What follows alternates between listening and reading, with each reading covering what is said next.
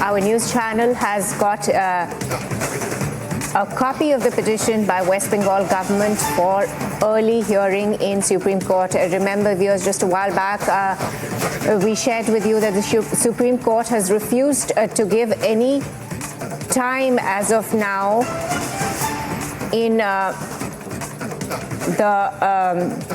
Sandesh Khali case. The time of hearing was not decided yet by the Supreme Court. The Supreme Court refused to give time, and now the latest coming in that Republic has accessed a copy of petition by West Bengal government for early hearing.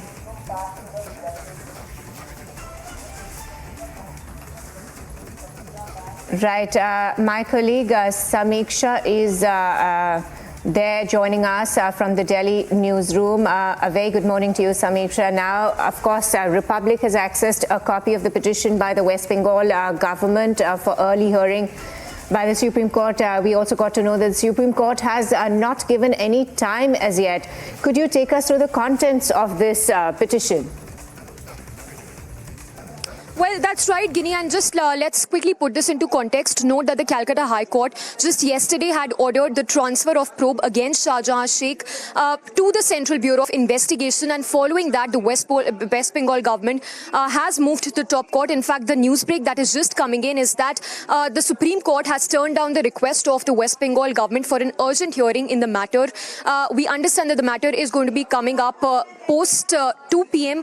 That is when the court would be deciding on whether it will be taking up the matter or not. But the operative part here of this plea that's been filed by the state government in the top court states rather objects to the transfer of the case to the Central Bureau of Investigation by the state government. In fact, this order, beg your pardon, the plea states that the impunged order passed by the division bench specifically frustrates the petitioner's right to challenge the same before the court under Article 136 of the Constitution. In fact, just going on to the operative part here, let's just wait to point number 14 here, which states that the order was pronounced by the division bench at 3 p.m. and uploaded on the High Court's website by 3:30 p.m. But the directions contained therein required the petitioner state to comply with such directions by 4:30 p.m., which effectively frustrates the petitioner's right to avail its remedy under Article 136 of the Constitution. Let's just keep it here.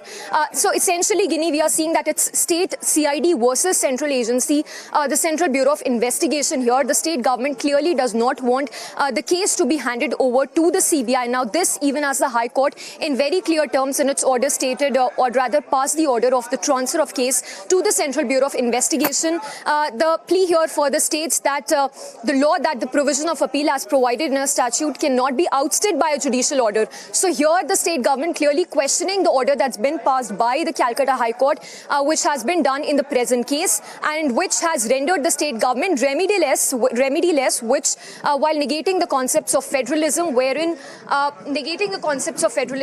without any material on record and on basis of surmises and conjectures as well as media trial being conducted, the division bench has on its own accord mixed several issues to pass the impunged order. So state government clearly objecting to the transfer of case by the state government to the Central Bureau of Investigation. In fact, note that the state government has already refused to grant the custody of Shahjahan Sheikh to the Central Bureau of Investigation.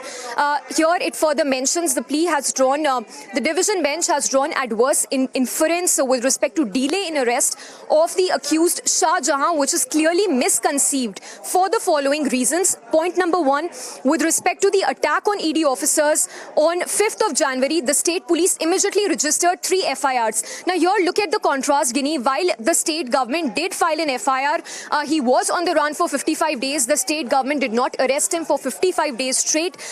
Another point here mentioned by the state government states that the state police took immediate steps to initiate investigation, which is again a narrative that falls flat given that Shahjahan Sheikh was on the run for more than almost 2 months. So yes, remains to be seen how this matter really comes up in the top court, Guinea, today or not. But state government definitely not letting the custody of Shahjahan Sheikh, the TMC mafia don, to be given to the central agency, Guinea.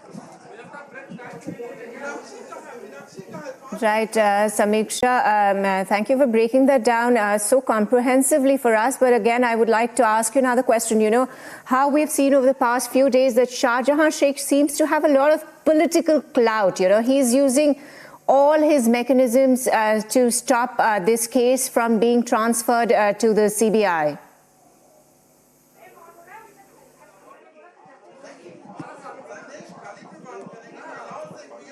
Well, if that question was for me, Ginny, just a quick recap of the developments we've been tracking. Note that the Calcutta High Court, again, a recap of what the Calcutta High Court stated in its order, saying that the case will now be handed over to the CBI, to which the state government has moved the top court, questioning this order and stating that how and why the custody of Shahjahan Sheikh must not be given to the central agency CBI in this case, Ginny.